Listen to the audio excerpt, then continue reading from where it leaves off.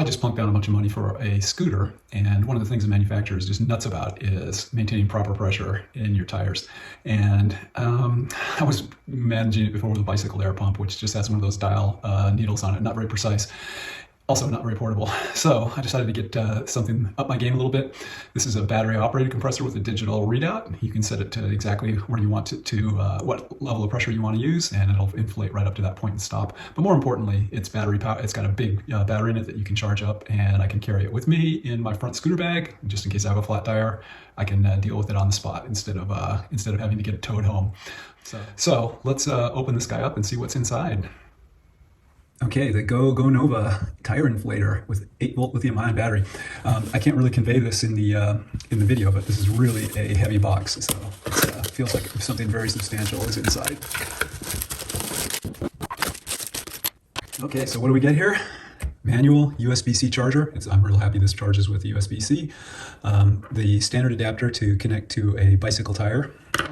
A tapered adapter, which will let you pump up, I guess, a beach ball. This guy will let you punch up a basketball. The unit itself, a carrying case, and then this adapter for a different size.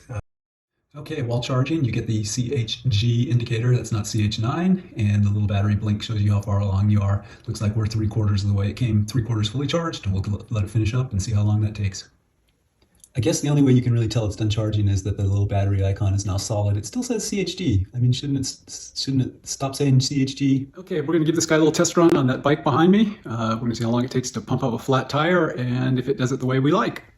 Okay, so I've got a mostly flat bike tire here. You can see, well, maybe you can't see, but I can squeeze it down. And I've screwed in the bike tire adjustment for this. It'll work on a car or a bike. And then I'm gonna power this guy up. Gotta hold the button down. And I gotta hold the button down longer than I thought. Let's keep it on. Okay, I had to hold the button. It's kind of weird. You have to hold the button down a long time for it to come on.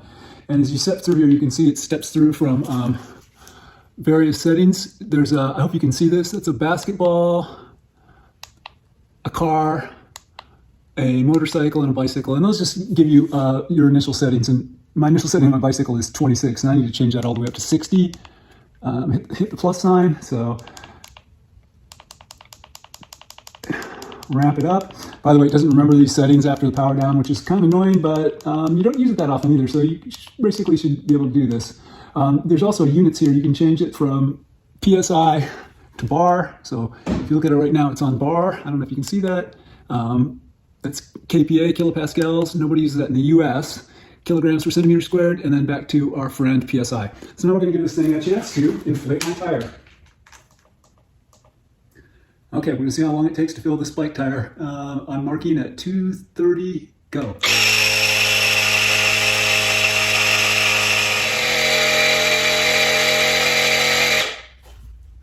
All right, that was almost 2 minutes flat to inflate a bike tire from nothing to 60 PSI. So not bad. It would have taken me a lot longer to do that with a hand pump.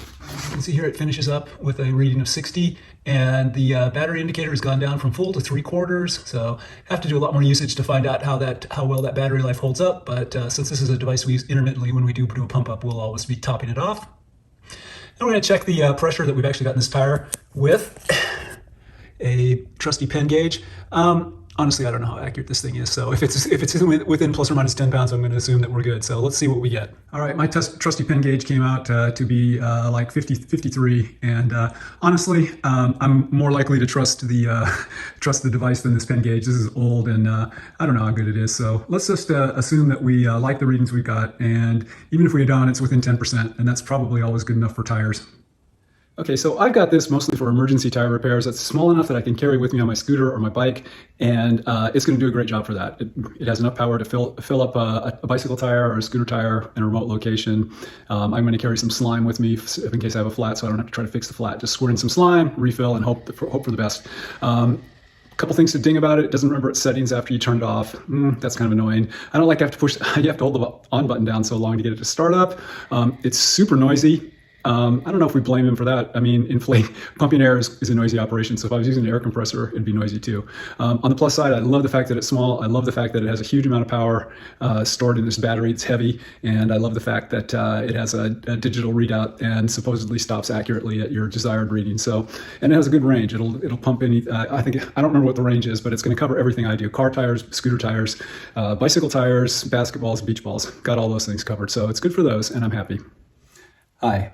We work really hard to make these reviews and videos helpful. My family and I put in a lot of effort to help you learn the most important facts about the product. We have a lot of fun while we're doing it.